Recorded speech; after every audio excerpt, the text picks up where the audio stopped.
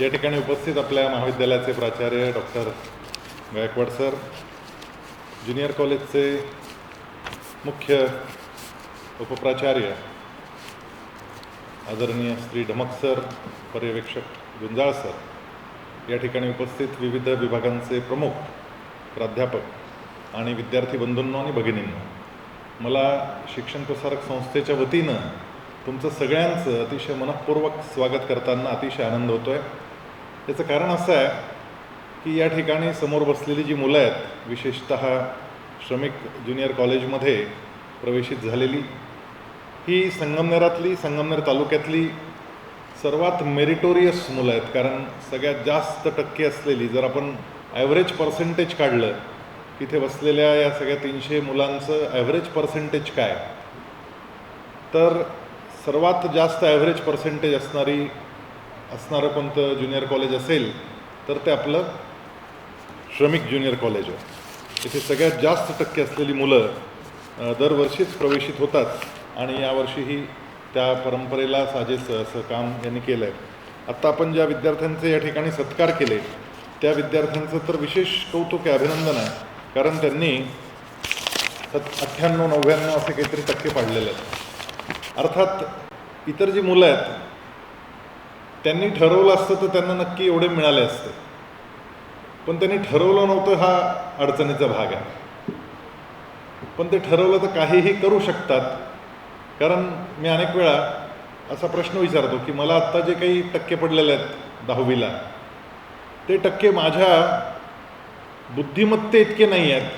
त्याचं कारण असं आहे की माझी बुद्धिमत्ता जास्त आहे, पण माझे परिश्रम थोडे कमी पडले होते. मी थोडी टंगळमंगळ केली, मी थोडंसं आळस केला, मी थोडी मजा केली आणि जितकं फोकस्ड काम पहिल्या दिवशीपासून करायला पाहिजे होतं, मी शेवटचं महिनाभर चांगलं काम केलं. पण ते जे काही 10 महिन्यामधले सुरुवातीचे होते, त्या सुरुवातीच्या 10 महिन्यामध्ये मी जितकी पाहिजे तितकी मेहनत नाही केली. मी अभ्यास नाही केला असं नाही, मी केला अभ्यास, पण तो पुरेसा नव्हता. मी अजून थोडा करू शकलो असतो आणि अजून थोडा केला असता तर मलाही 97-98% सहज पडले असते. असं ज्यांना वाटतं त्यांनी जरा हातवर करा. मला थोडे कमी आहेत पण अजून जास्त पडले असते. माझी मेहनत थोडी कमी पडली. खरं बोला ना. आता हळूहळू दुसरे हात वर करतात म्हणून मी हात वर करतो असं नको. मुलींनी हात खाली करा. आता या मुलांना विचारू जरा, कारण एकही हात वर नाही मुलांचा. म्हणजे तुम्ही फार प्रचंड मेहनत केली आणि त्यामुळे तुम्हाला फार चांगले मार्क पडलेले आहेत आणि एवढ्या मार्कात तुम्ही समाधानी आहात असं तुम्हाला म्हणायचं आहे का? हां, मी समाधानी नाही आहे. मला अजून थोडे मार्क जास्त पडायला पाहिजे होतं. काहीतरी गडबड झाली आहे. पेपर चेक करणाऱ्यांनीच गडबड बहुतेक केलेली असणार आहे. माझा पेपर चुकीच्या माणसाकडे चेक करायला गेल्यामुळं मला 2% कमी पडलेले आहेत असं ज्यांचं म्हणणं आहे त्यांनी जरा हातवर करा. म्हणजे पेपर सगळ्यांचे व्यवस्थित चेक झालेले आहेत का? आहेत असं काही 2-4 की बा माझा पेपर रिचेकिंगला पाठवला आहे, मी अजून रिझल्ट यायचा आहे. रिचेकिंगचा आला का रिझल्ट? 10वीचा रिचेकिंगचा रिझल्ट आला? नो चेंज झाला. चेकही केला हो पण नो चेंज आला. ते बोर्डातच गडबड आहे. ते बोर्डवाले लोक बरोबर नाहीत. माझं सगळं बरोबर आहे पण बोर्डमध्ये काहीतरी गडबड झालेली आहे. मला खरं सांगा, अजून थोडा पुश केला असता, थोडं स्वतःला ढकललं असतं तर मला आत्ता जितके पडले त्याच्यापेक्षा 2, 3, 4, 5% जास्त पडले असते. असं ज्यांना वाटतं त्यांनी खरंच हातवर करा. सगळ्यांचं हे असतंच. आपण कुठेतरी कमी पडतो. फक्त आपण कुठे कमी पडलो हे आपण शांत चित्तानं बसून त्याच्यावर आपण विचार करत नाही. स्वामी विवेकानंद एका लायब्ररीत बसले होते शिकागोमध्ये. ते रोज जायचे लायब्ररीमध्ये. रोज मोठी मोठी पुस्तकं, अगदी जाड पुस्तकं घ्यायचे. तासभर ते पुस्तक सगळं चाळायचे, वाचायचे आणि मग पुस्तक परत देऊन टाकायचे लायब्ररियनला. दुसरा एक माणूस तिथे अभ्यास करायला यायचा त्या लायब्ररीमध्ये. तर त्या माणसानं स्वामी विवेकानंदांना असा प्रश्न केला की तुम्ही पुस्तक घेता आणि लगेच परत देता, तुम्ही घरी पुस्तक नेत नाही, इथे बसल्या बसल्याच नुसतं चाळता, तुम्ही वाचता की नुसतं चाळता? नाही, मी वाचतो. तर म्हणजे नाही, हे काही शक्य नाही. एवढं जाड पुस्तक कसं शक्य आहे तासाभरात कंप्लीट होणं? अशक्य आहे, तुम्ही काही वाचत नाही असं माझं मत आहे. त्यानं दिलेलं पुस्तक परत आणलं, तर लायब्ररियनला जे रिटर्न केलं होतं पुस्तक ते परत घेतलं आणि परत घेतल्यानंतर त्यांनी सांगितलं एक काम करा, यातलं तुमच्या मनानं एखादं पान उघडा. मग त्या माणसानं ते पुस्तक, जाडजूड पुस्तक असं हातात घेतलं आणि त्याने ते पान असं उघडलं. काहीतरी 427 नंबरचं पान असेल, मोठं जाड पुस्तक होतं, 700-800 पानं. त्यातलं मधलं एक पान त्यांनी काढलं. त्यांनी सांगितलं पहिली ओळ वाचा. त्यानं ती पहिली ओळ वाचली आणि स्वामीजींनी शेवटची ओळ आता पहा म्हणाले, मी सांगतो तुम्हाला शेवटची ओळ काय या पानावरची. आणि त्यांनी ती सांगितली ना, तो माणूस चाटच झाला. तो म्हणाला कसं शक्य आहे, तुम्ही एका तासात हे एवढं कसं? इम्पॉसिबल आहे. तुम्हाला काही सिद्धिविद्या आहे का? तुम्हाला काही परमेश्वरी आशीर्वाद लाभलेला आहे का? तर ते म्हणे नाही, तसं काही नाही. ज्या वेळेस मी वाचत होतो त्यावेळेस माझे डोळे नुसते वाचत नव्हते, माझं मन वाचत होतं आणि त्यामुळे माझ्या ते मनात राहिलं, माझ्या ते लक्षात राहिलं, माझ्या बुद्धीत ते शिरलं.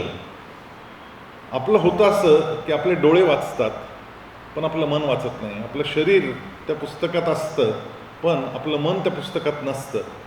आणि जिथे मन आणि शरीर या दोन्ही गोष्टी सोबत सोबत चालत नाहीत. काल मी एका MBA कॉलेजच्या मुलांना इंडक्शन प्रोग्रामसाठी गेलो होतो, तर मी सांगितलं MBA म्हणजे काय, तर माइंड बॉडी ब्रेन असोसिएशन म्हणजे MBA. Mind body association MBA. Mind आणि बॉडी, शरीर आणि मन यांचं तादात्म्य, शरीर आणि बुद्धी यांचं तादात्म्य. ज्या मुलांना भगवद्गीतेचा 12वा अध्याय गीता परिवाराच्या वतीनं तुमच्या अनेकांच्या शाळेमध्ये 12वा अध्याय पाठ करायला सांगितलं होतं, तुमच्यापैकी काहींनी केलं आहे असेल. त्यामध्ये एक ओळ येते, मय्यर्पित मनोबुद्धीर मामे वैशत्य संशयम. मय्यर्पित मनोबुद्धीर, मन आणि बुद्धी या दोघांचं अर्पण तू जर केलंस तर तुला मी प्राप्त होईल. असंशय, नो डाऊट मी तुला प्राप्त होईल. असं कृष्णानं अर्जुनाला सांगितलं. मी तुला प्राप्त होईल म्हणजे काय होईल, तर सगळ्यात अवघडात अवघड जी गोष्ट आहे की देव भेटणं, ते सुद्धा होईल. मग बाकी किरकोळ कारकोळ गोष्टी तर सहजच होतील. त्यामुळे 10वी-12वीचे मार्क जर मन आणि बुद्धी एकत्र करून केले तर निश्चितपणे ते खूप चांगले मार्क पडतात. पण ते स्वामी विवेकानंदांनी सांगितल्याप्रमाणे आपण ज्या वेळेस पुस्तक वाचायला सुरुवात करतो, आता तुमच्यापैकी काहींनी इथून लायब्ररीतून पुस्तकं नेली असतील, काहींनी नवीन पुस्तकं विकत आणली असतील, काहींनी मोठ्या मुलांची जुनी पुस्तकं घरी आणली असतील, की आपल्या घरी पुस्तक पाहिजे. ते पुस्तक महत्त्वाचं आहे, पुस्तक पाहिजेच, नुसत्या नोट्सवर भागणार नाही. याचं कारण असं आहे की आता NCERTनं पब्लिश केलेली पुस्तकं आणि SCERTनं पब्लिश केलेली पुस्तकं. NCERT म्हणजे national, NCERT national council for काय एज्युकेशन वगैरे, आणि SCERT म्हणजे स्टेट काउन्सिल फॉर एज्युकेशन. या दोन्हीही संस्थांनी प्रकाशित केलेली जी पुस्तकं आहे ती आता ॲट पार झालेली आहेत. एक काळ असा होता 8-10 वर्षांपूर्वी ज्यावेळेस CBSEची अभ्यासक्रमाची पुस्तकं ही थोडी वेगळी असायची, त्याच्यातला सिलेबस वेगळा असायचा आणि स्टेट बोर्डाची पुस्तकं वेगळी असायची. आता जर तुम्ही दोन्ही पुस्तकं शेजारी शेजारी ठेवून पाहिली तर यात काही फरक नाही आहे. त्याच कन्सेप्ट्स आहेत, त्याच गोष्टी आहेत.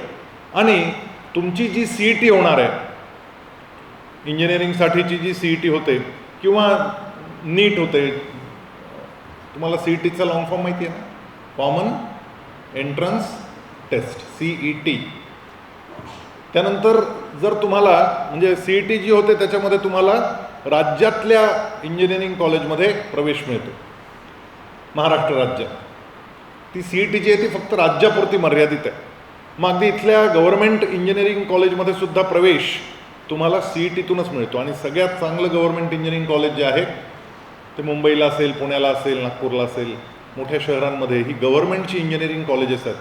For example COEP college of engineering Pune, COEP हे जे कॉलेज आहे हे सगळ्यात मेरिटोरियस मुलांचं इंजिनिअरिंग कॉलेज मानलं जातं, कारण सगळ्यात जास्त मार्क पडलेली मुलं त्या ठिकाणी जातात. आता सगळ्यात जास्त मार्क म्हणजे कशात पडले पाहिजे, तर 75% मिनिमम तुम्हाला 12वीला पडले पाहिजे. 75%पेक्षा जर कमी मार्क असतील तर CETला तुम्ही 100पैकी 100 मिळवले तरी ते मान्य नाही. 12वीला 75% मस्ट आहे. त्यामुळे असा विचार करू नका की मी क्लास लावीन आणि CETत खूप चांगले मार्क पाडेन आणि इकडचं जाऊ दे मोरदे काही नाही त्याचं. असं नाही आहे. तुम्हाला इकडे पण 75च्या वर मार्क पाहिजेच. त्यामुळे मिनिमम टार्गेट 75चं आहे. आता आपल्याला माहिती आहे की आपण प्रयत्न 90चा केला की आपल्याला 75 मिळतात. 10वीला हे घडलं. तसं इथे पण तसंच करावं लागणार आहे की टार्गेट थोडं हाय ठेवावं लागेल, म्हणजे 75च्या वर मिळतील. अशा अनेक केसेस घडलेल्या आहेत की जिथे JEEला खूप चांगले मार्क पडले. आता JEE म्हणजे काय, तर जॉईंट एंट्रन्स एक्झाम. ही नॅशनलसाठी आहे. म्हणजे तुम्हाला IITला प्रवेश पाहिजे असेल, NIT म्हणजे नॅशनल इन्स्टिट्यूट ऑफ टेक्नॉलॉजी याच्यामध्ये प्रवेश पाहिजे असेल इंजिनिअरिंगला, तर JEEची परीक्षा द्यावी लागते. तर JEE ही भारतातल्या वेगवेगळ्या IITsमध्ये, NITsमध्ये किंवा भारतभर चालणाऱ्या सगळ्या संस्थांमध्ये, केंद्र शासनाकडून चालवल्या जाणाऱ्या संस्थांमध्ये प्रवेश जो आहे तो JEEच्या माध्यमातून मिळतो इंजिनिअरिंगसाठी. पण अशा घटना घडलेल्या आहेत की JEEमध्ये खूप चांगले मार्क आहेत, टॉपर आहेत, आणि इकडं मात्र 74.5% आहेत. गेला, त्याला ॲडमिशन नाही. आणि अनफॉर्च्युनेटली 12वी सायन्स रिपीट करता येत नाही, हा प्रॉब्लेम. त्याला प्रोसेस आहे, खूपच लांबलचक प्रोसेस आहे, करता येईल, पण ते एवढ्या प्रोसेसमधून जावं लागतं की ते अशक्यप्राय प्रोसेस आहे. आणि त्याच्यामुळे तुम्हाला JEE रिपीट करता येते, परत पुढच्या वर्षी दिली, असं अनेक मुलं करतात. पण 12वीच्या मार्कांमध्ये तुम्हाला फेरफार सहजी नाही करता येत. त्यामुळे 12वीचे मार्क हे तेवढेच महत्त्वाचे आहे. आता गंमत दुसरी अशी आहे की तुमचा 9वीचा जो अभ्यासक्रम होता त्याचं विस्तारित रूप 11वीला येणार आहे, आणि 10वीचा जो अभ्यास होता त्याचं विस्तारित रूप 12वीला येणार आहे.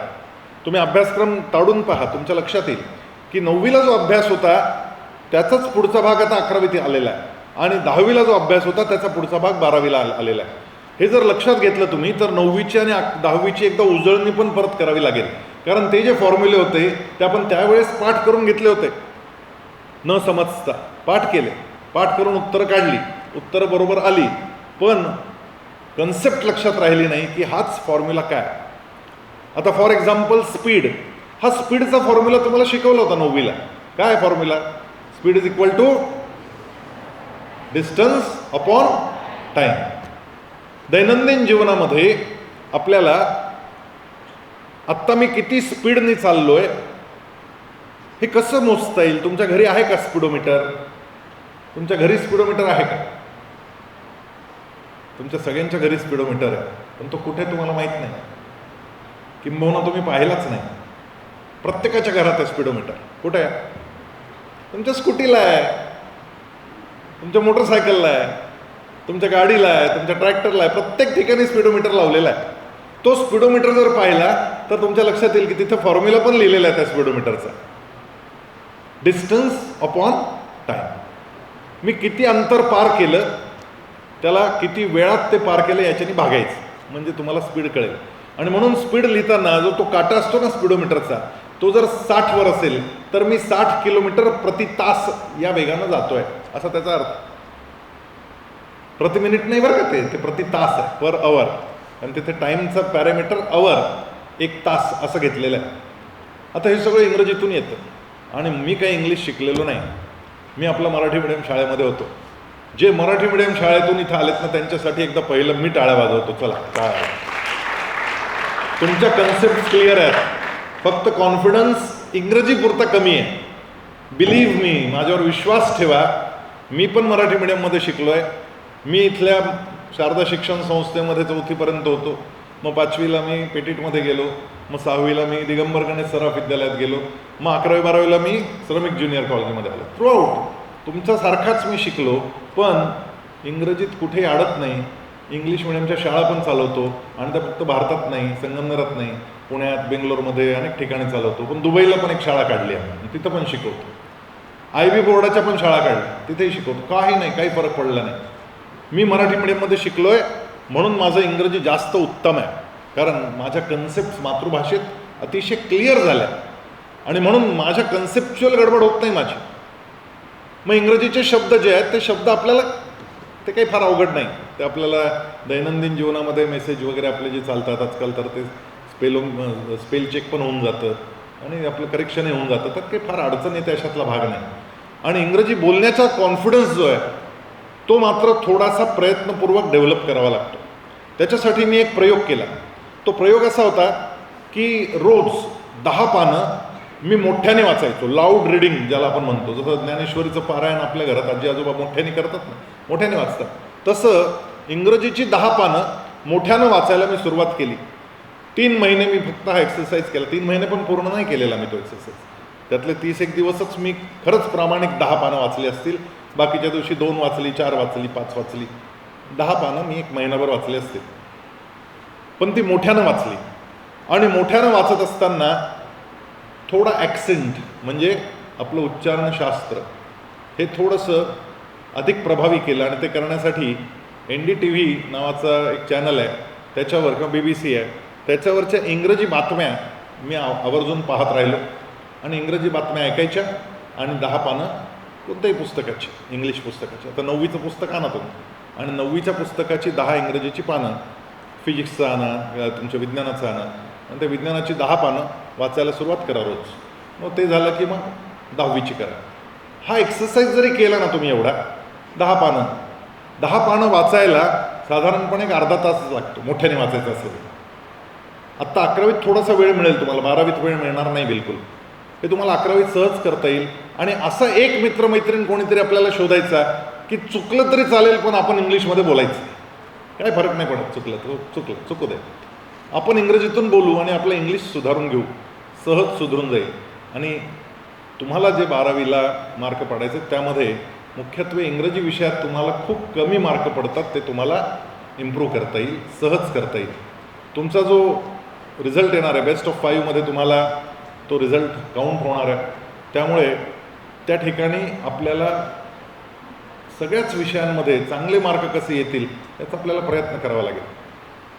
पण आपल्यातले काही लोक असे असतात की जे मनानंच तुटलेले असतात, नाही बा आपल्याला जमणारच नाही, आपल्या भाग्यातच नाही.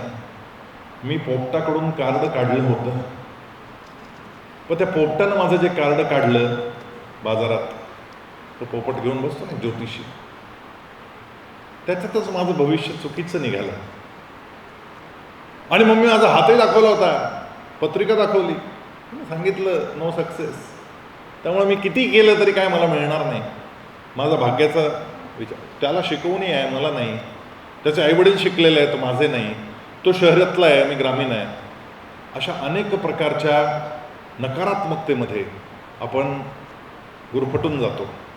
यातून सगळ्यात पहिले आपल्याला बाहेर यावं लागेल. मी तुम्हाला दाखवायला या ठिकाणी एक गंमत आणली आहे. आपला पंखा बंद करवा.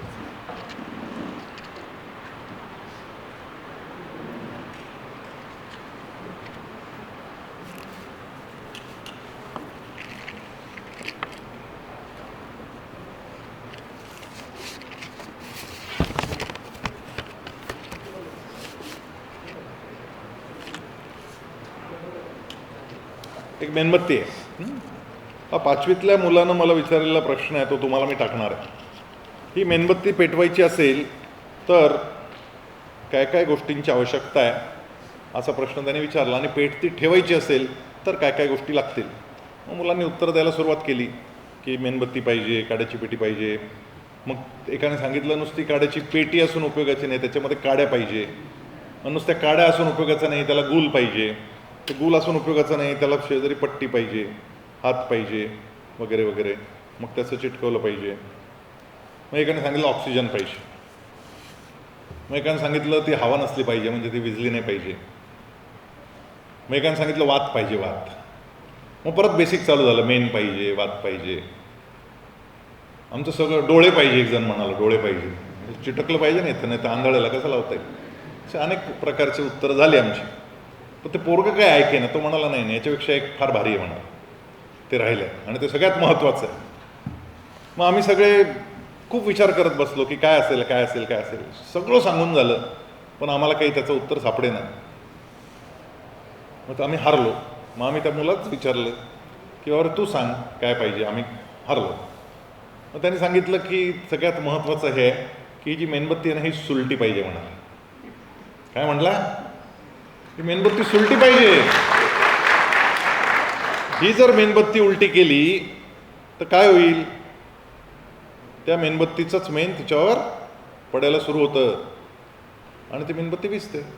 आता ऑक्सिजन होतं, मेण होतं, वात होती, काड्याची पेटी होती, हात होता, सगळं होतं. पंखा बंद, आता चालू का? पण काय झालं, मेणबत्ती उलटी केली की काय झालं, तिचंच मेण तिच्यावर पडलं आणि तिचंच मेण तिच्यावर पडून ती विझली. तो म्हणाला की हे फक्त मेणबत्तीला लागू नाही आहे, हे आपल्या खोपडीला पण लागू आहे म्हणाला. आपल्या खोपडीला पण लागू आहे. आपण जर पॉझिटिव्ह असू तर आपल्याला प्रकाश मिळेल, जर आपण निगेटिव्ह झालो, उलटे झालो, तर आपल्याला प्रकाश काही मिळणार नाही, अंधकार जीवनामध्ये.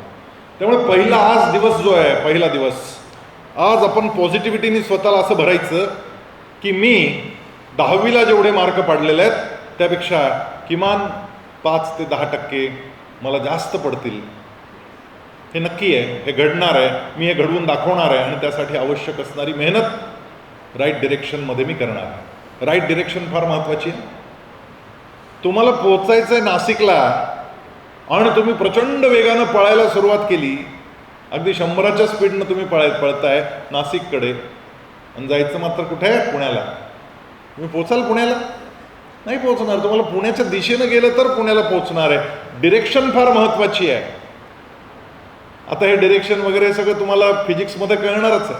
ते ॲक्सेलरेशन वगैरे जेव्हा येईल तेव्हा ते कळायला लागेल तुम्हाला. डिरेक्शन जीवनात पण फार महत्त्वाची आहे. नुसता स्पीड नाही, स्पीडच्या सोबत डिरेक्शन महत्त्वाची आहे. हे डिरेक्शन जोपर्यंत आपण राईट ठेवत नाही, मग डिरेक्शन राईट ठेवणं म्हणजे काय, तर आपण घरी ज्यावेळेस अभ्यासाला बसतो, किंबहुना आपल्या ज्युनियर कॉलेजमध्ये सुद्धा ज्यावेळेस आपण अभ्यासाला बसतो, पहिलं काम करायचं ते म्हणजे आपलं बसण्याचं पोश्चर नीट करायचं. कारण बसण्याच्या पोश्चरवर फार अवलंबून आहे. काय अवलंबून आहे? तुमच्यापैकी अशी किती मुलं आहेत हे मला सांगा. अगदी मोकळं सांगा, लगेच उत्तर देईन त्याचं आणि त्यातून तुम्हाला बाहेर काढीन.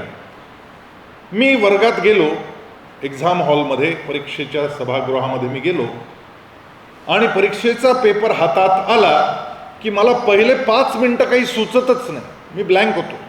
काल अभ्यास केलेला, काल वाचलेलं उत्तर आज मला आठवत नाही आणि पहिली 5 मिनटं त्या गणमनीमध्ये जातात आणि मला काही सुचत नाही, सुधरत नाही. 5 मिनिटांनी मला हळूहळू आठवायला लागतं.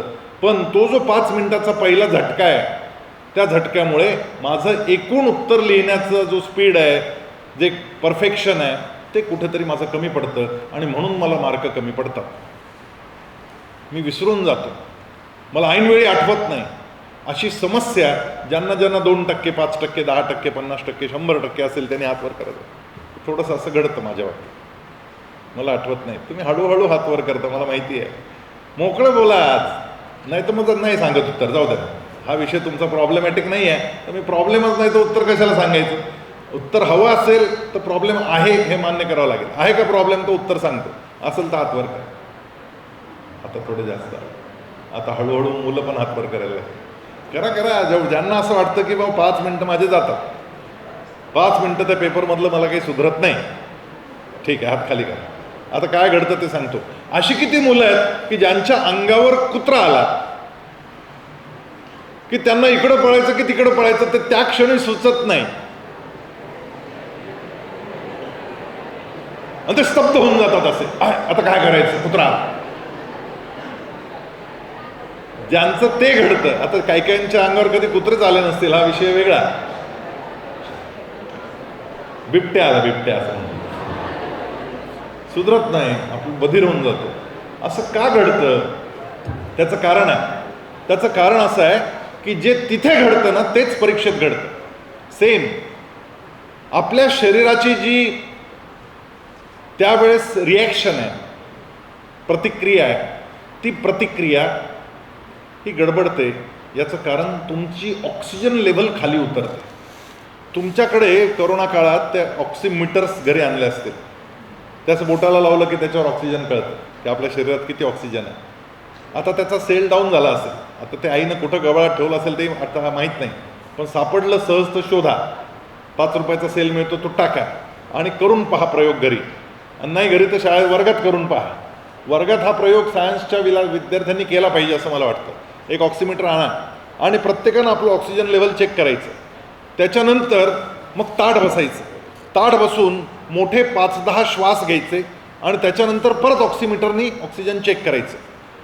लगेच लेवल 99ला पोहोचलेली असते. तिची कुठेच 96, 97 असते, ती 99 पर्यंत सहजपणे पोचते, नुसतं ताठ बसलं आणि मोठे श्वास घेतले की. आता ज्या वेळेस तुमच्यावर कोणताही निगेटिव्हिटीचा अटॅक येतो, मग निगेटिव्हिटीमध्ये काय काय आहे, तर भीती आहे. मला भीती वाटली, कुत्रा अंगावर आलं भीती वाटली, बिबट्या अंगावर आला भीती वाटली, पेपर अंगावर आला भीती वाटली, पहिला प्रश्न वाचला भीती वाटली. ही जी भीती आहे, ही भीती काय करते तुमचं, तर तुमच्या मेंदूतला ऑक्सिजन खेचून घेते आणि म्हणून न पळता सुद्धा तुम्हाला थोडी धाप लागते. म्हणजे कुत्रा अंगावर आलं, तुम्ही पळालेले नाही तरी तुम्ही धापा टाकायला लागता. असं घडतं का? कारण ती स्वाभाविक प्रतिक्रिया अशी घडते की तुम्ही त्यावेळेस तुमची ऑक्सिजन लेव्हल वर उचलण्यासाठी तुम्ही मोठे श्वास घ्यायला लागता. आता नुसतं ताठ बसलं तर काय घडतं, तर तुमच्या इथे एक डायफ्राम नावाचा पडदा आहे, हा तुमच्या फुफ्फुसांच्या आणि आतड्यांच्या मध्ये आहे. तो पडदा खाली जातो आणि तो खाली गेला पडदा की फुफ्फुसांना फुलायला जास्त जागा मिळते. फुफ्फुसांना फुलायला जास्त जागा मिळाली की तुम्हाला मोठा श्वास घेता येतो. तुम्हाला मोठा श्वास घेता आला की तुमच्या शरीरातली ऑक्सिजन लेव्हल वाढायला लागते आणि तुमच्या मेंदूतली ऑक्सिजन लेव्हल वाढली की त्या ब्लँकनेसमधून तुम्ही बाहेर येता. इतकं साधं सोपं आहे. म्हणजे पेपरला बसल्यानंतर तुमच्या मेंदूची ऑक्सिजन लेव्हल कमी झाल्यामुळे तुम्हाला प्रश्नाचं उत्तर काल अभ्यास केलेला असूनही आठवत नाही. हे जे घडतंय ना, त्याचं उत्तर एवढंच आहे की त्यावेळेस लगेच ताठ बसा, किंबहुना आधीच पेपर सुरू व्हायच्या आधीच ताठ बसा, मोठे 10 श्वास घ्या. आणि ते श्वास कसे घ्यायचे त्याचं टेक्निक आहे. ते श्वास प्राणापानो समौ कृत्वा असं त्याचं टेक्निक आहे. म्हणजे प्राण आणि अपान समान करायचं. आत जाणारा श्वास याला अपान म्हणतात, बाहेर जाणारा श्वास याला प्राण म्हणतात. तुम्ही म्हणता चुकला की काय माणूस, आत जाणारा श्वास प्राण असतो ना? नाही, आत जाणारं ऑक्सिजन असतं, त्यातून प्राण आपला वर उचलला जातो आणि मग ज्या वेळेस तो बाहेर येतो त्यावेळेस त्याला प्राण म्हणतात. बाहेर जाणारा वायू प्राण, जो वर येतो तो प्राण, जो खाली जातो तो अपान. आता हा जो प्राण आणि अपान आहे, म्हणजे आत जाणारा आणि बाहेर येणारा श्वास, तुमचा श्वास आणि उच्छ्वास हे दोन समान करायचं.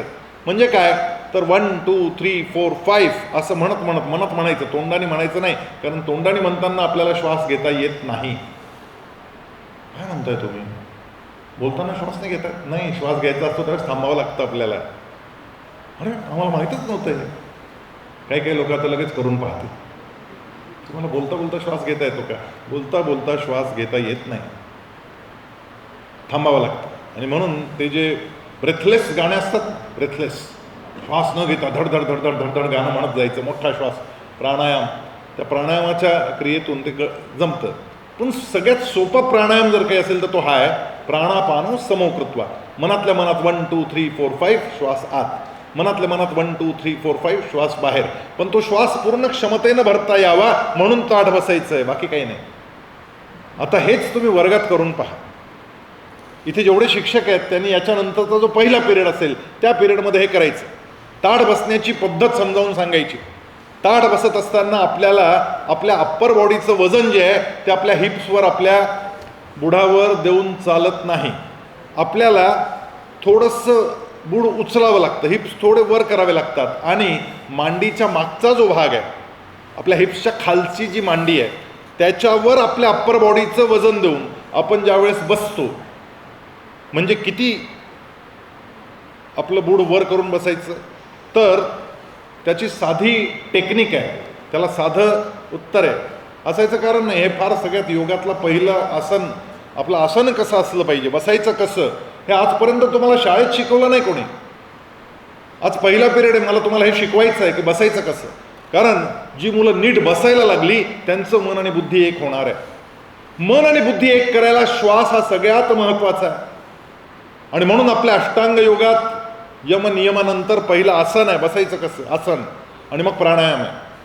आसन, प्राणायाम, प्रत्याहार, धारणा, ध्यान, समाधी, या ज्या स्टेप्स आहेत अष्टांग योगातल्या, त्यात पहिल्यांदा कसं बसायचं हे शिकवलं जातं. आणि ते नीट बसता यावं म्हणून वेगवेगळ्या प्रकारची आसनं शिकवली जातात. आणि म्हणून आपल्याकडे सगळ्यात आधी योगासनांचा एक वर्ग आपण एक 15-20 दिवस चालवणार आहोत. आणि त्यामध्ये आपले सगळे स्नायू आपण उत्तम तयार करायचे, जेणेकरून आपल्याला ताठ जास्त वेळ बसता आलं पाहिजे. घरी बसताना सुद्धा तुम्हाला ताठ बसता आलं पाहिजे. तुम्हाला सुरुवातीला हे असं मांडीवर जोर देऊन आणि बुडवर उचलून बसणं एकदम लगेच कदाचित फार वेळ बसता येणार नाही, पण 5-7 मिनटं सहज बसाल. ही प्रॅक्टिस करत जायचं. आठवड्याभरामध्ये तुम्ही अर्धा तास सहज तसं बसू शकता आणि महिन्याभरामध्ये तुम्ही किमान 3 तास असं ताठ बसू शकाल. हे ताठ बसायला तुम्हाला सुसू should touch the chair and potty should go in air. काहीच कळलं नाही. कसं बसायचं आहे याचं हे तंत्र आहे. थोडं आपलं गुढ वर उचलून बसायचं. मागून हात घातला तर आपल्या गुदद्वाराला बोट लागलं पाहिजे इतकं वर उचलून बसायचं. मोरासारखा पिसारा फुलवून बसायचं. हे ऐकायला कसं तरी वाटतं, पण आता वर्गात गेल्यावर हा प्रयोग करा की असं बसता येतं का आपल्याला, आणि मग मागे जायचं. म्हणजे आपण ताठ बसतो आणि बराच वेळ आपल्याला तसं ताठ बसता येतं. तुम्ही ताठ बसला की तुमचा डायफ्राम खाली जाणार आहे. तुमचा डायफ्राम खाली गेला की तुम्हाला मोठा श्वास घेता येणार आहे. मोठा श्वास म्हणजे जास्त ऑक्सिजन लेव्हल मेंदूची, म्हणजे जास्त एकाग्रता, जास्त ग्रास्पिंग. 10.33% वाढ 10वीपेक्षा 12वीमध्ये सहज करता येण्याचं जर तंत्र काही असेल तर ते म्हणजे ताठ बसणं. तुम्ही ताठ बसायला लागा, तुमचे मार्क आपोआप वाढतात. त्याचं कारण आहे तुम्हाला जे काही वर्गात शिकवलं जात आहे ते तुम्हाला ग्रास्प व्हायला लागतं, ते तुम्हाला कळायला लागतं. तुमची एकाग्रता वाढायला लागते आणि तुमची स्मरणशक्ती वाढायला लागते. या सगळ्या गोष्टी जर घडवायच्या असतील तर ताठ बसण्यापासून आपल्याला सुरुवात केली पाहिजे. वाचन ज्यावेळेस तुम्ही करता, पुस्तक हातात असतं, डोकं पुस्तकात असतं, पण मन कुठंतरी फिरायला गेलेलं असतं. मन इकडं तिकडे पळतं. श्वासाचं आणि मनाचं हे अतिशय जवळचं नातं आहे. तुमचं मन डगमगलं की श्वास मोठा होतो आणि श्वास जर संयत झाला तर तुमचं मन एकाग्र होतं. आणि म्हणून ताठ बसायचं. 10 श्वास खालीवर करायचे, सावकाशीनं करायचे, मोठे घ्यायचे. 1 2 3 4 5 काउंटनं करायचं. काउंट जाणारा आत जाणारा श्वास, बाहेर येणारा श्वास, या दोन्हींमध्ये ती समानता आणायची. आणि ही समानता आली की तुमची एकाग्रता लगेच वाढते, लगेच इन्स्टंट रिझल्ट मिळतो आणि तुम्हाला कमी वेळेत जास्त आकलन व्हायला लागतं. टेक्निक हेच आहे की तुम्हाला कमी वेळेत जास्त रिझल्ट काढायचा आहे. वेळ सगळ्यांकडे तोच आहे, तेवढाच आहे. 24 तासापेक्षा जास्त वेळ कोणाकडेच नाही आहे. पण त्या 24 तासांचा पुरेपूर उपयोग मला करायचा असेल तर मी जे काम आत्ता करतोय ते काम मला अत्यंत एकाग्रतेनं करता आलं पाहिजे. हे जर मी घडू शकलो तर मला कमी वेळेत जास्त अभ्यास करता येईल, मला जास्त पेपर सॉल्व्ह करता येतील.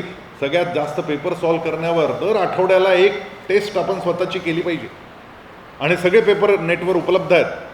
त्या नेटचा वापर केवळ आणि केवळ अभ्यासापुरता करणं असं जर 2 वर्ष केलं तर तुम्हाला तुमच्या यशापासून कोणी रोखू शकत नाही. पण नेटचा उपयोग अख्खा 1 GB डाटा रीळ पाहण्यातच जर गेला, आणि ते काय मजा आहे हो. एक रीळ येतो, थोडा इंटरेस्टिंग वाटतं, भारी आहे. तो जर तुम्ही पूर्ण पाहिला, 30 सेकंद पूर्ण पाहिला, तर त्याच्यानंतर तो इन्स्टा काय करतो, त्याला कळतं, त्याच्याकडं AI आहे, आर्टिफिशियल इंटेलिजन्स, त्याला लगेच कळतं की या पोरीला हे व्हिडिओ आवडला. आणि तो आर्टिफिशियल इंटेलिजन्स तुम्हाला तशाच प्रकारचे व्हिडिओ पुढे लगेच सरकवायला सुरुवात करतो. They want you to be on that insta for longer duration. आणि आपण असा विचार करतो की जाऊ दे, 5 मिनटं आता रेस्ट करू आणि 5 मिनटं थोडं एंटरटेन करू स्वतःला. त्यामुळे just for 5 minutes I am watching reels. आणि मग ते 5 मिनटं आपण रीलसाठी काढतो आणि मग नंतर घड्याळ पाहतो तेव्हा 1 तास झालेला असतो. आणि आपल्याला कळतं, हई 1 तास झाला, असं कसं झालं? असं कसं झालं म्हणजे ते तास बरोबर झाला, तुम्ही अडकून पडला होता नाही तिथे. त्यामुळे आपल्याला स्वतःवर संयमन आणावं लागेल. मन संयम्य मच्चित्त युक्त आसीत मत्परः वशेहि यस्येंद्रियाणि तस्य प्रज्ञा प्रतिष्ठिता. ज्यानं मन स्वतःच्या ताब्यात आणलं त्याची प्रज्ञा प्रतिष्ठित झाल्याशिवाय राहत नाही. मनस्संयम्य मच्चित्तो, माझ्या मनावर माझ्या चित्तावर माझा संयम जर मी आणला, मनस्संयम्य मच्चित्तो युक्त आसीत मत्परः वशेही, त्याला स्वतःचा ताबा स्वतःला घेता येतो. वशेही, त्याला स्वतःला वश करता येतं. वशेही यस्सेंद्रियाणी, त्याला स्वतःच्या इंद्रियांवर ताबा मिळवता येतो. आणि ज्याने स्वतःच्या इंद्रियांवर ताबा मिळवला त्याची प्रज्ञा प्रतिष्ठित होते. स्वतःच्या इंद्रियावर ताबा. आता इंद्रिय किती आहेत? किती आहेत इंद्रिय? 5. कान, कानाचा विषय ऐकणं, लाऊड म्युझिक. काय पोरांना आहे ना असं म्युझिक जोरात पाहिजे तरच अभ्यास होतो म्हणतात. मला कळत नाही असं कसं शक्य आहे?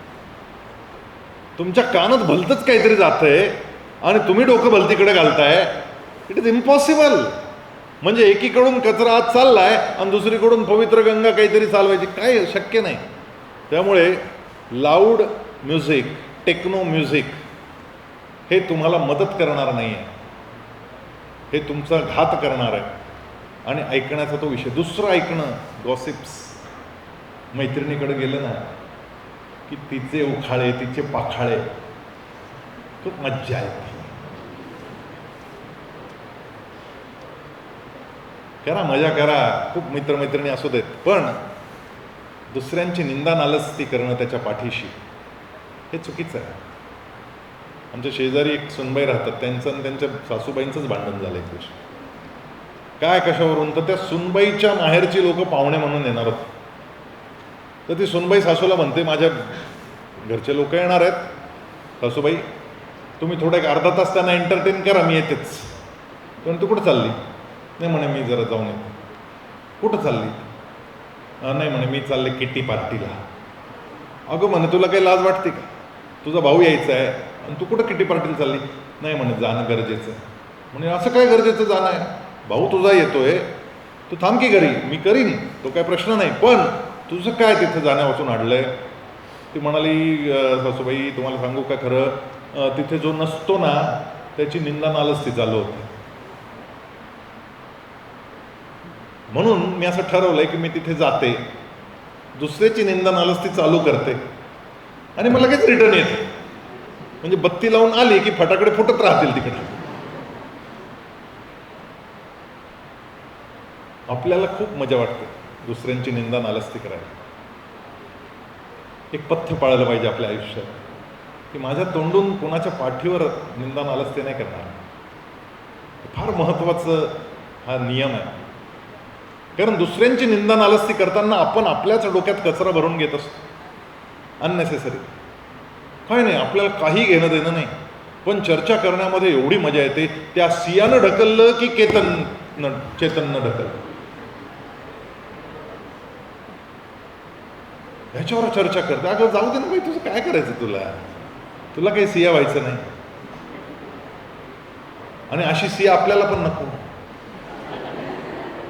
त्यामुळे त्या भानगडीतच जायचं नाही आपल्याला. आपलं मन इकडं तिकडं जाईल. हे उद्योग करायला काय करायचं कशा? हे 2 वर्ष आपल्याला पुढची ॲडमिशन माझी उत्तम महाविद्यालयात होईपर्यंत मला करायचं आहे. आता उत्तम महाविद्यालय म्हणजे काय ते तुम्हाला सांगतो. उत्तम महाविद्यालय, सगळ्यांना असं वाटतं की मी IIT ला जावं. तुमच्यापैकी किती मुलांना IIT ला जायचं? जरा हातवर. तर माझं स्वप्न आहे मी IIT ला जाणार.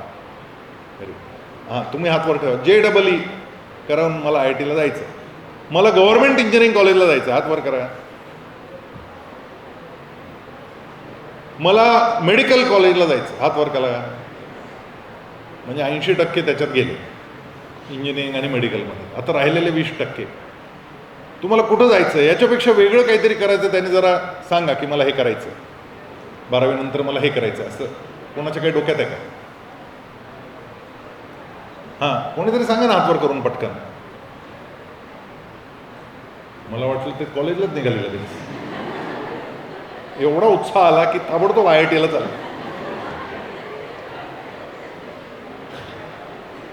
हां, बोला. मेडिकल इंजिनिअरिंग सोडून मला वेगळं काहीतरी करायचं आहे, पण अजून घरच्यांची तशी परवानगी नाही किंवा मी चर्चा केली नाही आहे, पण मी करीन. पण माझी इच्छा ही आहे की मला हे करायचं आहे. मला डिझायनर व्हायचं आहे असं कोणाला वाटतं? त्यांनी एखाद्याने हात वर करा. एवढ्यात एखादं तर असेल ना की माझं चित्रकला चांगली, मला डिझायनरच व्हायचं. कोणालाच व्हायचं नाही, मग त्याचं काही सांगत नाही. तेव्हा तुम्हाला असं वाटत असेल की मी त्याच्याबद्दल काहीतरी बोलावं तर हात वर केला पाहिजे. मला आर्किटेक्ट व्हायचं आहे. एक जण. मला वकील व्हायचं, मला सायंटिस्ट व्हायचं, मला वैज्ञानिक व्हायचं, मला पायलट व्हायचं,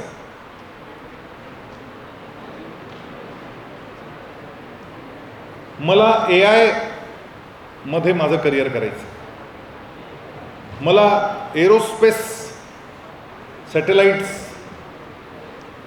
आणि अंतराळशास्त्र या विषयावर मला काम करायचं, मला बेस्ट हॉटेल मॅनेजमेंट शिकायचं, मला उत्तम व्यावसायिक व्हायचं आहे, मला इंडस्ट्रियलिस्ट व्हायचं, मला छान ब्युटिशियन व्हायचं. ब्युटिशियन कोणालाच नाही व्हायचं, हरकत नाही, मी ब्युटिशियन ठेवीन. मला जिम इन्स्ट्रक्टर व्हायचं, मला व्यायामाची आवड आहे, मी जिम इन्स्ट्रक्टर होणार. मला स्पोर्ट्समधूनच करिअर करायचं.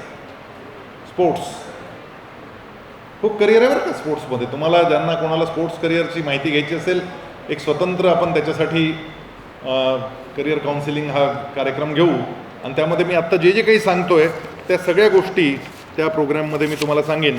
हा एक चार्ट आहे, हा चार्ट तुमच्या व्हॉट्सॲप ग्रुपवर आज पाठवायची व्यवस्था करतो. तुम्ही व्हॉट्सॲपमध्ये तो पाहून घ्या. आणि हे जे काही वेगवेगळे विकल्प आहेत, पर्याय आहेत, त्यामध्ये काय काय करता येईल आपल्याला. PCM म्हणजे फिजिक्स केमिस्ट्री मॅथ्स घेऊन, किंवा PCB म्हणजे फिजिक्स केमिस्ट्री बायोलॉजी घेऊन, किंवा PCMB म्हणजे 4 विषय घेऊन काय काय करता येईल. पण माझं एक तुम्हाला सांगणं आहे, उगीचच विनाकारण 4 विषय घेऊ नका. 4 पैकी 1 सोडा. मी जमलं तर हे करीन, जमलं तर ते करीन. वेळ गेली, आता ती वेळ नाही. आता वेळ आहे की मी हेच करीन हे ठरवण्याचं आता वेळ आलेली आहे. आणि हे 2 वर्ष तोच फोकस केला पाहिजे. म्हणजे अर्जुनाला तो फक्त डोळा दिसायचा ना पोपटाचा, तसं की मी हेच करीन. आणि तुम्हाला एक चित्र आणले दाखवायला. कोणाचं चित्र आहे? कोण आहे इथं चित्रात? बैल, गाय, काय दिसतं? मुलगी दिसते बरं. आणि इकडे मुलगा आहे. हे कोणत्या रंगाचं आहे? पिवळं. हे लाल. आता या पिवळ्याच्या शेजारी हे लाल मी ठेवलं. कोणतं मोठं आहे? मोठं कोणतं, लहान कोणतं? बरं, लहान कोणतं आहे? लाल. मोठं कोणतं आहे? पिवळं. आता जादू बघा बरं का. आता हे लाल तिकडे पाठवलं आणि पिवळं इकडे आणलं. तर मगाशी जे पिवळं मोठं दिसत होतं ते आता लहान झालं, आणि जे लाल आधी लहान दिसत होतं ते आता मोठं झालं. काय झालं की नाही जादू? मस्त. आता परत दाखवतो पहा. हे पिवळं तिकडं नेलं की ते परत मोठं होईल आणि लाल लहान होईल. जादू बिदू काही नाही आहे, सारखेच आहेत, एक सारखे आहेत, काहीही फरक नाही. दोन्ही अगदी तंतोतंत सारखे आहेत. फक्त कापताना असे कापलेत की त्या दोघांचीही एक बाजू मोठी ठेवलेली आहे आणि एक बाजू मी लहान ठेवलेली आहे. आणि ज्या वेळेस या मोठ्या बाजूशी दुसऱ्या चित्राच्या लहान बाजूची मी तुलना करतो, त्यावेळेस तिकडचं चित्र मला मोठं दिसतं आणि आपल्याकडचं जे ते लहान दिसतं. काय असंच होतं पहा. आपल्याकडचं लहान दिसतं, तिकडचं मोठं दिसतं. पलीकडच्याचं मोठं दिसतं ना आपलं लहान. हा, शेजारच्यांना हो, काय परमेश्वराने दिलं हो. आणि मला बाहेर यावर काय होतं. तुमची स्पर्धा दुसऱ्या नाही कोणाशी, तुमची स्पर्धा तुमच्या स्वतःशी आहे. मला काल जे होतो मी त्याच्यापेक्षा आज बेटर आहे की नाही. मला 10वीला जेवढे मार्क होते त्यापेक्षा 12वीला थोडे काकणभर जास्त पडलेत की नाही. स्वतःशी कंपॅरिझन करायचं, दुसऱ्यांशी करूच नका. त्यामुळे त्या स्पर्धेतून बाहेर या, तुमचा फार फायदा होईल. मला नेपाळच्या एका बाईचा फोन आला होता मागच्या वर्षी. हसायला काय झालं? त्या बाईंनी मला असं सांगितलं की माझ्या मुलाशी तुम्ही बोलता का? म्हटलं काय झालं?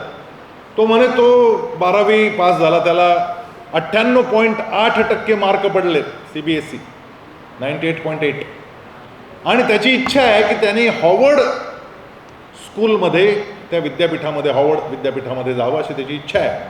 आणि त्यानं 2 वेळा एंट्रन्स दिली, त्याची 2 वेळा, आणि दोन्ही वेळेस तो ती एंट्रन्स क्रॅक करू शकला नाही, त्याला ते जमलं नाही, आणि आता तो डिप्रेशनमध्ये आहे.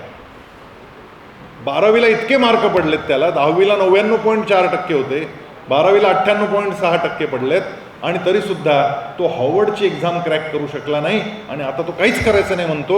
तुम्ही प्लीज त्याच्याशी बोला. मी म्हटलं माझं बोलणं करून द्या. मी त्या मुलाशी बोललो. त्या मुलाशी बोलल्यानंतर बरंच अर्धा तास बोललो जवळजवळ. त्याला अनेक गोष्टी समजावून सांगितल्या, आणि शेवटी मी त्याला हे सांगितलं की मला हॉवर्डमध्ये प्रवेश मिळावा म्हणून तू अभ्यास करत होतास, आणि म्हणून तू ती एंट्रन्स देत होतास, आणि एक प्रेशर घेऊन चालला होतास. आता ते प्रेशर काढून टाक. आता 3ऱ्यांदा हॉवर्डची परीक्षा देत असताना तुझ्या डोक्यावर हे प्रेशर नाही पाहिजे की मला हॉवर्डचाच प्रवेश मिळेल. ती टोफेल, ती जीमॅट, त्या सगळ्या परीक्षा देत असताना कदाचित तुला हॉवर्डमध्ये नाही मिळणार, पण मला दुसऱ्या चांगल्या कोणत्याही विद्यापीठात प्रवेश मिळेल असा विचार करून, आणि मुख्य म्हणजे मला ज्ञान मिळेल असा विचार करून तू परत एकदा अभ्यास कर आणि परत एक अटेम्प्ट कर. तो तयार झाला, आणि 15-20 दिवसांनीच ती परत 3रा अटेम्प्ट होता, त्याला ती परीक्षेला बसायला तो तयार झाला. मी त्याला गोष्ट सांगितली होती, ती गोष्ट तुम्हाला सगळ्यांना सांगतो, फार महत्त्वाची गोष्ट होती. आणि त्याचा परिणाम असा झाला की महिन्याभरानं रिझल्ट आला, आणि त्याच्या आईचा मला परत फोन आला की झालं, क्रॅक झालं, त्याला हॉवर्डमध्ये प्रवेश मिळाला. भगवद्गीतेमध्ये जी ओळ येते ना, जी तुम्हाला सगळ्यांना माहिती आहे, कर्मण्येवाधिकार असते मा फलेषु कदाचन. म्हणजे काय? तू फक्त काम कर, फळाची अपेक्षा करू नकोस. याचा अर्थ फळ मिळणार नाही असं नाही आहे, फळ मिळणार आहे, पण तू त्या अपेक्षेचं ओझं जर डोक्यावर घेऊन चालायला लागला तर त्या अपेक्षेच्या ओझ्याखाली तू दाबला जाशील, आणि तुझा पीक परफॉर्मन्स जो आहे तो तुला करता येणार नाही. एकदा अकबर आणि बिरबल शिकारीला निघाले, आणि धोधो पाऊस पडायला लागला म्हणून एका झाडाखाली थांबले. पाऊस थांबायची वाट दोघं पाहत होते.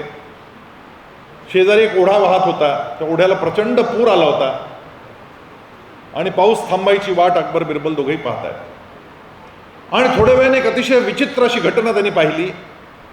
पलीकडच्या तीरावरून एक माणूस, एक तरुण असा धावत आला, आणि त्याच्या डोक्यावर लाकडाची मोळी होती, आणि त्यानं तिकडून अशी हायजम्प केली, आणि नीट इकडच्या तीरावर त्याने तो उतरला आणि चालायला लागला.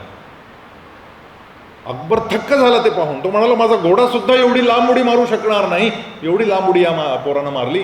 त्यानं त्या मुलाला शेजारी बोलावलं, आणि त्याला सांगितलं की मी थक्क आहे तुझी ही लांब उडी पाहून, तू मला परत एकदा ही उडी मारून दाखव. जर तू परत अशी उडी मारली तर मी तुला 1 सोन्याची मोहर देईन. बिरबल खुदकन हसला. अकबरानं चिडून बिरबलाकडे पाहिलं की तू का हसतोयस? त्यानं डोळे खाली घातले, आणि खुनेनंच त्यानं क्षमा मागितली, आणि सांगितलं की सॉरी. खुनेनं सांगितलं क्षमा करा, माझं चुकलं. या पोरानं सांगितलं त्यात काय विशेष आहे? मी रोज मारतो ही उडी. नाही म्हणाले, मोळी डोक्यावर. हो म्हणे, रोज मोळी डोक्यावरच असते माझ्या. मार म्हणाले, आज परत मार, तुला सोन्याची मोहर. त्या मुलानं पळायला सुरुवात केली, डोक्यावर मोळी होती, आणि आता जंप घेणार तेवढ्याच चिखलात त्याचा पाय घसरला, आणि तो पडला. तसा बिरबल परत हसला. अकबरानं बिरबलाकडे पाहिलं. बिरबल म्हणाला, सॉरी अविन, त्याला नाही मारता येणार. तो म्हणे काय कारण आहे? तो म्हणे मगाशी तो जेव्हा उडी मारून इकडे आला ना, त्याच्या डोक्यावर फक्त लाकडाच्या मोळीचं ओझं होतं. आता त्या लाकडाच्या मोळीवर एक सोन्याची मोहर चढलेली आहे, आणि ती मला मिळावी ही अपेक्षा आहे, आणि त्या अपेक्षेचं ओझं तो वाहतोय, त्या ओझ्याखाली तो दबला गेला. आता त्याला उडी मारता येणार नाही, कारण तो अपेक्षेचा ओझा.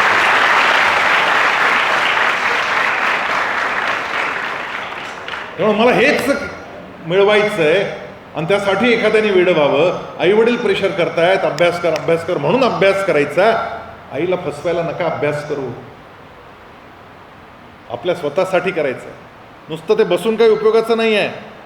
आपल्याला स्वतःसाठी हे करायचंय, हे डोक्यात घेऊन आपलं टाइम टेबल आजच ठरवा. आजपासून टाइम टेबल फॉलो केलं पाहिजे. आपल्या मित्रांबरोबर बसा. सकाळी यायची वेळ, जायची वेळ, उठायची वेळ, घरी पोचायची वेळ, जेवणाची वेळ, आंघोळीची वेळ, सगळ्या वेळा टाका त्याच्यात.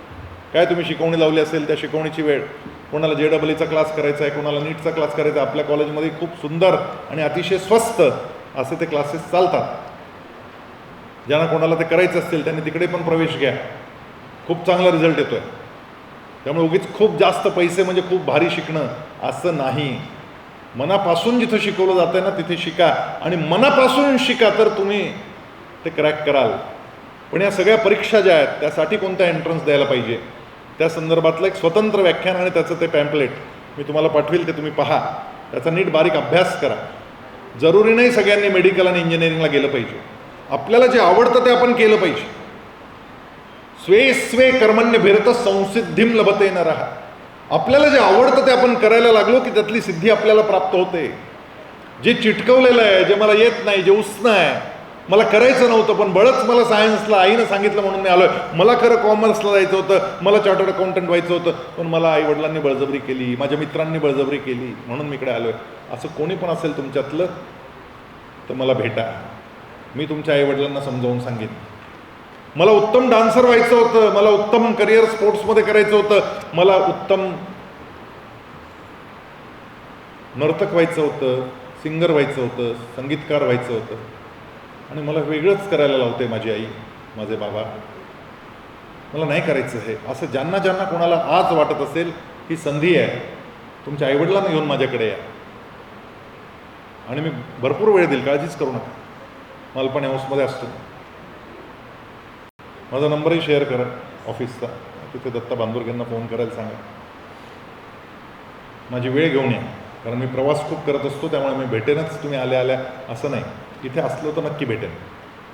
घेऊन या तुमच्या आईवडिलांना, मी त्यांना समजावून सांगेन आणि अतिशय अधिकारवाणीनं सांगेन. पण माझ्या बाबतीत हे घडलं होतं. मला बळच सायन्स घ्यायला लावलं होतं, मी नाही परफॉर्म करू शकलो. मग शेवटी आईवडिलांना कन्व्हिन्स झालं की नाही करणार इंजिनिअरिंग, याला कॉमर्स करू द्या. आणि कॉमर्समध्ये ज्यावेळेस प्रवेश घेतला त्यावेळेस मी थ्रूआउट युनिव्हर्सिटी टॉपर राहिलो, कारण माझा आवडता विषय तो होता.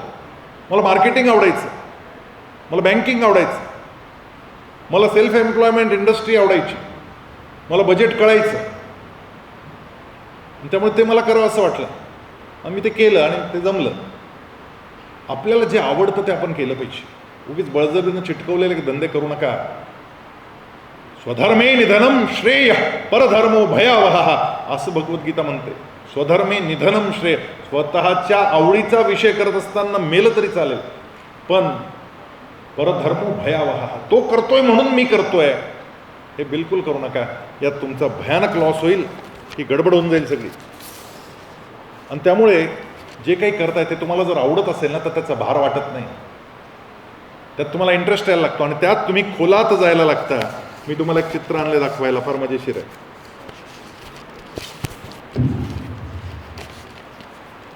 याच्यात तुम्हाला किती चौरस दिसत आहेत. चौरस म्हणजे स्क्वेअर्स, आयत नाही. 16. पहिलं उत्तर सगळ्यांनी एका सुरात दिलंय 16, पण जरा नीट पहा. 17. हा मोठा बाहेरचा मोजला आत्ताशी. 17. नीट पहा, नीट पहा, खोलात उतरा. किती झाले? 21. 21 झाले. 22. क्या बात आहे. कोण म्हटलं रे ते? आता जो याच्या पुढचं उत्तर देईल त्याला पुढे येऊन समजावून सांगायचं. कुठे? हां, कोणाकडे आहे? चला मोजा मोजा, सांगा. 22 पेक्षा जास्त कोणाचे त्याने हात वर करा. हां, ये किती आहेत? ये पुढं, चल. व्हेरी गुड, बरोबर आहे तुझं उत्तर, एकदम परफेक्ट आहे. फक्त आता तुला ते सिद्ध करता आलं पाहिजे. फॉर्म्युला लावून केलं का मोजले? मोजले, मोजून दाखव.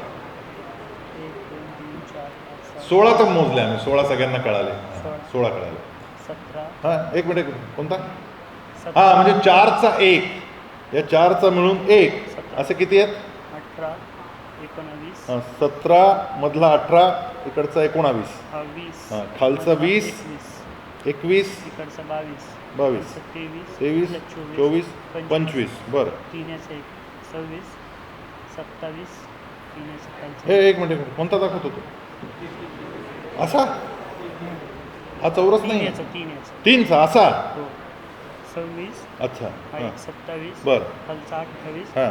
29. मोठा 21. अरे क्या बात है, शाबास. 30 होते, पण आपल्याला 16च दिसले. मग दुसऱ्याला 17वा दिसल्यावर आपल्याला 17वा दिसला. मग दुसऱ्याला 20 दिसल्यावर आपल्याला 20 दिसले. पण आता सगळ्यांना 30 दिसले. दिसलेत 30. काय काय अजून पाहतात, कुठं त्याला दिसले मला का दिसत नाही. खोलात जाण्यात मजा आली की नाही? मजा येत होती ना. 16, 17वा सापडला तेव्हा आनंद झाला. 20 सापडले अजून आनंद झाला. 21वा, अरे काय आनंदाला उधाण आलं. पण तेवढ्यात कोणीतरी 24 म्हटलं. मग माझे डोळे परत शोधायला लागले आणि तेवढ्यात त्याने 30 दाखवले आणि मलाही ते 30 सापडले. खूप मजा आली. किती लोकांना मजा आली चौरस शोधायला? हात वर करा.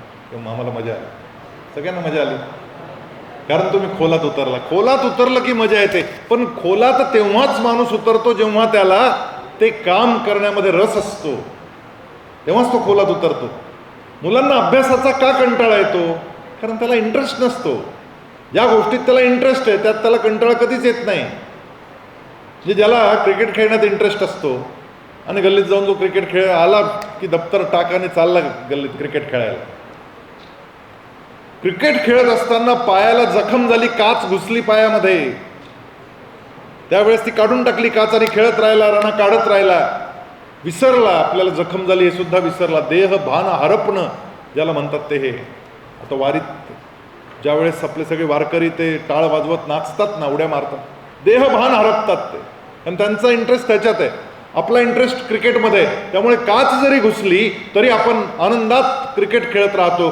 घरी आल्यावर हातपाय धुताना लक्षात येतो, अरे बापरे केवढी जखम आहे, केवढं बळबळ रक्त वाहत आहे. आईला दाखवतो, आई आई काय झालं? अरे केव्हा झालं? अहो ते काच घुसली. केव्हा? नाही ते गेले गेले झालं होतं, पण मग आता 2 तास खेळून आलो. 2 तास काच दुखली नाही, घरी आल्यावर दुखली. कारण मला क्रिकेटमध्ये इंटरेस्ट होता आणि म्हणून काच घुसली तरी सुद्धा मला दुखलं नाही. मी रन काढत राहिलो. आपल्या आतमध्ये जे असतं ना ते ज्यावेळेस बाहेर काढायला सुरुवात करतो ना आपण, त्यावेळेस मजा येते. पण जे आतमध्ये आहे ते जर बाहेर काढायचं असेल तर आपल्याकडे एक पेन्सिल असते पहा, पेन्सिल, शिस पेन्सिल. त्या शिस पेन्सिलच्या आतमध्ये असलेलं शिस बाहेर काढण्यासाठी आपल्याला काय करावं लागतं? शार्पनिंग करावं लागतं, टोक करावं लागतं. टोक करणं यंत्र आणावं लागतं किंवा ब्लेडनी ते काढावं लागतं त्याच्या पुढचं साल. ज्या क्षणी ते शिस बाहेर येतं त्या क्षणी चित्र चांगलं निघतं. ते जर शिस बाहेर आलेलं नसेल तर चित्र निघेल का?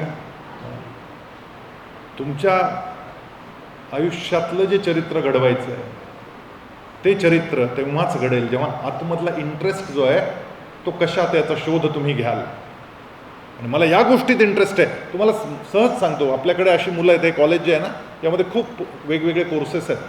त्यातला एक कोर्स आहे डेअरी प्रॉडक्ट्स प्रोसेसिंग, 3 वर्षाचा डिग्री कोर्स. असे खूप कोर्सेस आता वेगवेगळ्या महाविद्यालयांमध्ये उपलब्ध आहेत. या सगळ्या मुलांना एकदा सहज घेऊन जा त्या कौशल्य भवनामध्ये आणि तिथे त्या 2ऱ्या-3ऱ्या मजल्यावर ज्या लॅब्स आहेत त्या दाखवा. Restaurant lab, kitchen lab, guest room lab, hotel मॅनेजमेंटचा सगळा. आणि या सगळ्या मुलांना 10वीला 40-45% आहेत, 12वीला 50-55% आहेत. आणि ते कोणत्याही ब्रांचमधले चालतात, सायन्स, आर्ट्स, कॉमर्स असं काही नाही. आता ते गेलं ज्यावेळेस नॅशनल एज्युकेशन पॉलिसी आली NEP, त्यावेळेस या ज्या भिंती आहेत आर्ट्स, कॉमर्स, सायन्सच्या या गळून पडल्या. आणि त्यामुळे कोणत्याही व्यक्तीला त्या कोर्सला प्रवेश घेता येतो. त्या मुलांनी तिथे प्रवेश घेतले, टक्के फार कमी, पण घरी गायी आहेत, त्या गायींचं दूध काढायला मला जमतं, गाईचा गोठा साफ करायला मला लाज वाटत नाही, मी गाईला आंघोळ घालतो, मला मस्त गाय आवडते मला. आता ज्यांच्या बाबतीत हे घडत होतं त्यांना ते शिकवलं की नीट कसं करायचं, आणि त्यापैकी जवळजवळ 40-50 मुलं आत्ता डेन्मार्कमध्ये वेगवेगळे गोठे, हजार गायींचे गोठे सांभाळायला 8 मुलं पुरतात. 8 मुलं म्हणून 1000 गायींचा गोठा सांभाळतात. सगळं मेकॅनाइज्ड आहे, हातानं शेण नाही काढावं लागत, सगळं मशीननी शेण निघतं. आणि त्यामुळे ज्या वेळेस आपल्याला एखाद्या गोष्टीत इंटरेस्ट आहे, त्याचा कोर्स मी करतो, त्यावेळेस त्यातले सर्वोच्च जॉब्स मला मिळतात. त्या मुलांना जे जॉब्स मिळतात त्यांची स्टार्टिंग सॅलरी 1.5 लाख रुपये महिना आहे. 1.5 लाख रुपये महिना. Hotel management starting salary 2 lakh रुपये महिना. चांगला शेफ आहे, चांगलं कुकिंग करता येतं, चांगला स्वयंपाक करता येतो. आपल्या स्किलचं, आपल्या कौशल्याचं शिक्षण जर आपण घेतलं तर त्या क्षेत्रातला मोठा जॉब आपल्याला मिळू शकतो. त्यामुळे आपला इंटरेस्ट कशात आहे हे सगळ्यात आधी तुम्हाला शोधावं लागेल, आणि त्या पद्धतीनं आपल्याला ती धार करावी लागेल. त्यामुळे आपल्याला भान ठेवून आता योजना आखायची आणि मग बेभान होऊन ते अंमलात आणायची, हे आपल्याला करावं लागेल. योजना भान ठेवून आखायची. हे जर आपल्याला जमलं तर आपल्याला नक्की जे साध्य करायचे ते करता येईल. पण त्यासाठी स्वतःच्या काही सवयी आपल्याला बदलाव्या लागतील. उद्यापासून उठल्या पहिलं तर आपण आपलं उठायला शिकायचं. आई 10 वेळा उठवायला येते, पण हा गधडा काही उठत नाही. कारण रात्री हा गधडा गोधडी घेऊन आतमध्ये रीळ पाहतो. फसवतो कोणाला? आईला नाही, स्वतःला फसवतो. मग रात्री 12 वाजेपर्यंत रीळ पाहिल्यावर 6ला कशाची जाग येते? शक्यच नाही. मग आई हलवू उठवते, अरे उठ, कॉलेजला जायचं आहे.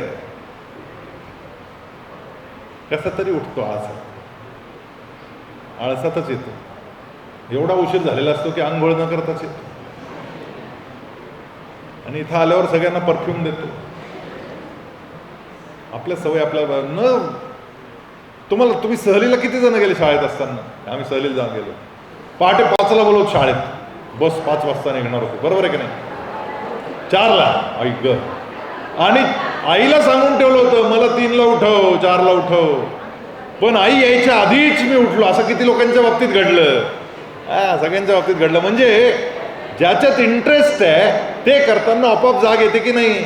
आतला गजर वाचतो, बाहेरच्या गजरची गरज राहत नाही. तुम्हाला जे करायचं आहे ना ते आज ठरवा की मला इंटरेस्ट असेल तर मी करेल, नाही तर नाही करणार, चला आणि या माझ्याकडे आई वडिलांना घेऊन, आपण बदलू तुमची साईड. पण जर तुम्ही नक्की केलंय की मला आता सायन्स करायचं आहे 11वी 12वी, तर मला पूर्ण झोकून ते काम करावं लागेल. आणि त्यामुळे न उठवता मी उठणार आहे हा संकल्प पाहिजे. चला खेळ खेळू आपण सगळेजण. मी 3 म्हणेन, 1 2 3, तुम्ही एक टाळी वाजवायची. किती वाजवायची? एकच वाजवायची, जोरात वाजवायची. आवाज पूर्ण कॉलेजमध्ये घुमला पाहिजे. चला तयार करा, हात रेडी. तयार आहे सगळे? मागे हे तयार राहा ना असे. हां रेडी, 1 2. अरे काय मी काय आपलं ठरलं? काय ठरलं? 3 म्हटल्यावर टाळी वाजवायची आहे, ठरलंय ना? हां आता गडबड नाही करायची. 3 म्हटलं की मग वाजवा टाळी. 3 ऐकू आलं की टाळी वाजवायची आहे. Ready, on, 1 2.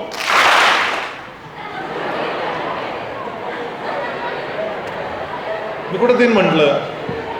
3 म्हटलंच नाही मी. तुम्ही टाळी वाजवून मोकळे झाले. गडबड आहे. ताड बसा, मोठा श्वास घ्या, लक्ष एकाग्र. हां आता 3 ऐकू आलं की टाळी वाजवायची. रेडी, कम ऑन, चला पाय इकडे, तयार ठेवा हात. रेडी, 1 2.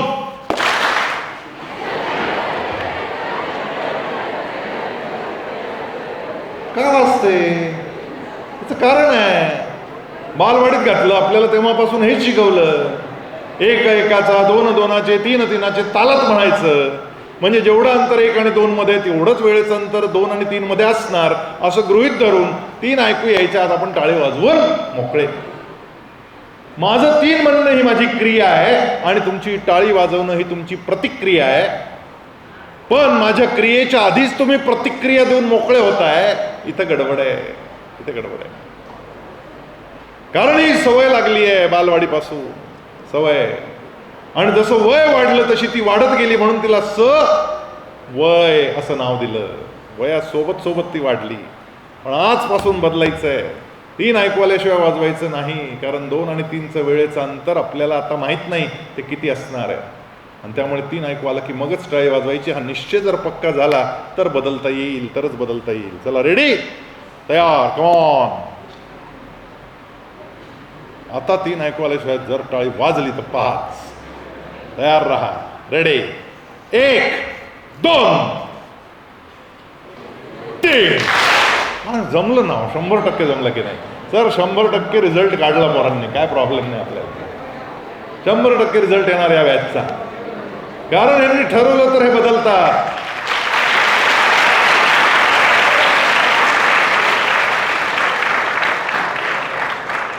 मग ठरवायचं आजपासून गजर वाजणार नाही.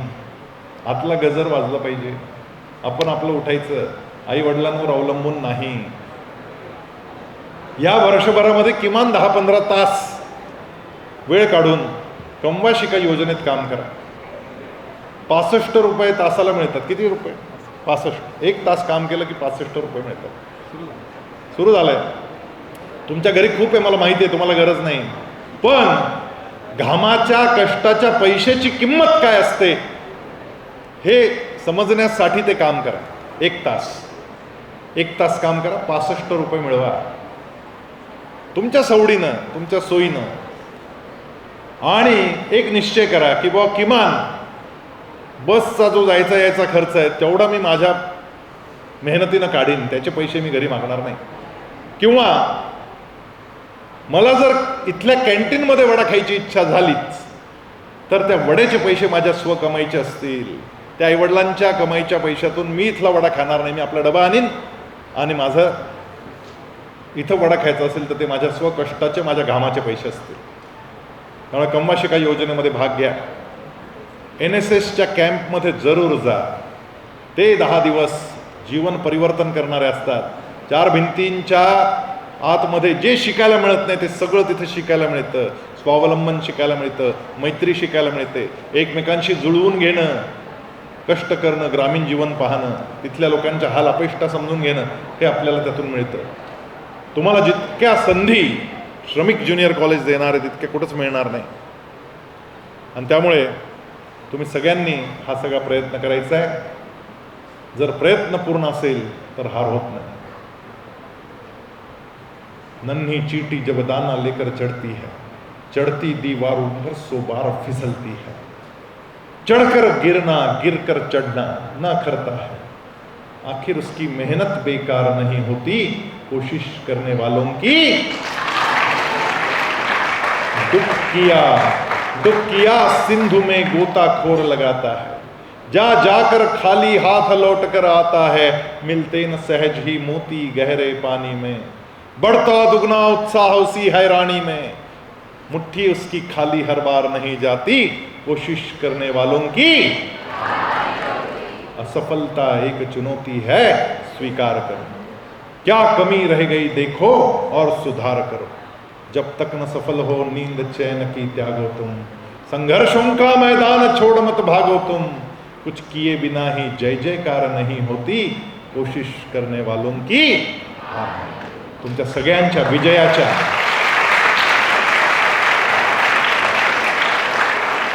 बारावी आणि 12वी नंतरचा तुमचा प्रवेश तुम्हाला हव्या त्या महाविद्यालयात मिळावा.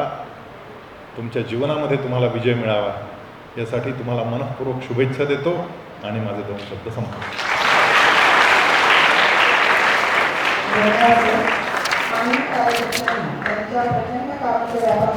विद्यार्थ्यांसाठी वेळ देऊन योग, प्राणायाम, मानसिक, शारीरिक, शैक्षणिक, सामाजिक व सोशल मीडिया या सर्वच महत्त्वाच्या मुद्द्यांवर विविध सुंदर उदाहरणातून मौलिक मार्गदर्शन केले व आमच्या विद्यार्थ्यांचा उत्साह द्विगुणित केला त्याबद्दल सर्वांचे मनपूर्वक धन्यवाद.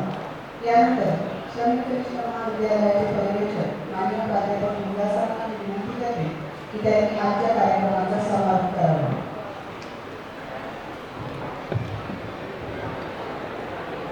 नमस्कार.